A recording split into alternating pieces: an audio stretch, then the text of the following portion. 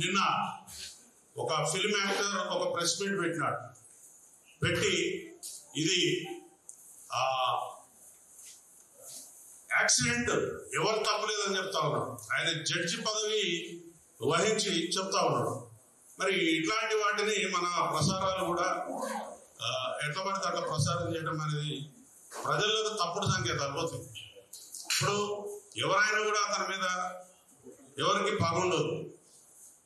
ఆయన చేసే పని ఏదైతే ఉన్నదో ఇది ప్రజలకు, రాజ్యాంగానికి, చట్టాలకు లోబడి ఉందా లేదా అనేది వాళ్ళు తెలుసుకోవాలి ఫస్ట్. ఎందుకంటే ఆయన బాధగా పిల్లోడు కాదు, 40 సంవత్సరాల పైబడ్డ వ్యక్తి. ఎంత జాగ్రత్తగా ప్రవర్తించాలి, ఎంత హుందాగా ప్రవర్తించాలి.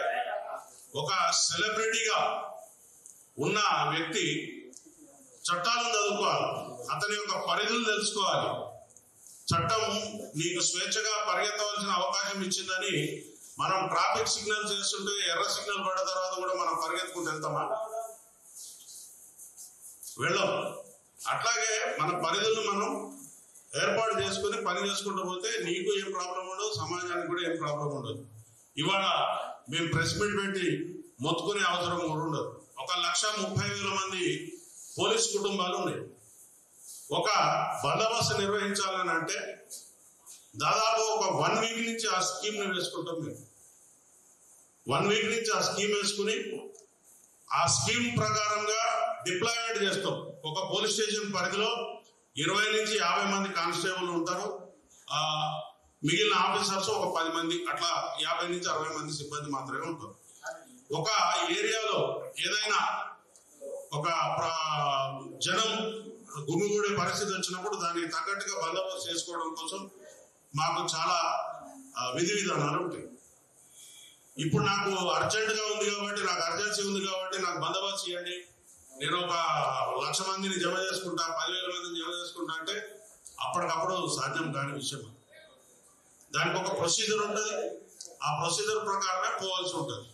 కానీ మేము కాగితం ఇచ్చేసినాం, మరి పర్మిషన్ వచ్చిందా లేదా అనే విషయాన్ని కూడా పక్కకు పెట్టేసి మేము కాగితం ఇచ్చినాం, వెంటనే మీరు బందోబస్తు చేసుకోవాలి, నాకు అక్కడ ఎటువంటి నష్టం జరగకుండా చూడాలి అనే ఒక పద్ధతిలో కొంతమంది ప్రయత్నం చేయడం అనేది మంచి పద్ధతి కాదు.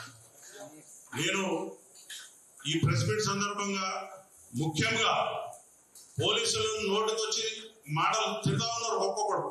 కొన్ని సందర్భాల్లో అయితే పొలిటీషియన్లు కూడా బూతులు తిడతా ఉన్నారు పోలీస్ ఆఫీసర్లు. అది మీడియాలో కూడా చాలా సందర్భాల్లో వచ్చింది. కానీ మేము సహించుకుంటూ ఉన్నాం. ఒక్క 10 నిమిషాలు పోలీస్ ఆఫీసర్స్ మేము మాకు ఉద్యోగం చేయమని వదిలిపెట్టిపోతే మీ బతుకులు ఎక్కడ ఉంటాయో ఆలోచించుకోండి. ఎక్కువ తక్కువ చేసి ప్రతిరోజు కూడా మార్నింగ్ 6 o'clock నుంచి మళ్ళీ పొద్దుగాల 6 గంటల వరకు పోలీస్ ఆఫీసర్ డ్యూటీ ఉంటుంది.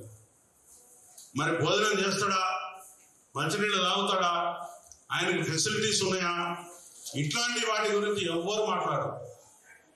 ఉన్న వాటిలో పరిసరాలను అర్థం చేసుకుని అక్కడికక్కడే వాళ్ళు శారీరక అవసరాలు తీర్చుకుంటూ కూడా ఇల్లు వాకిలు పట్టకుండా పనులు చేస్తూ ఉంటారు.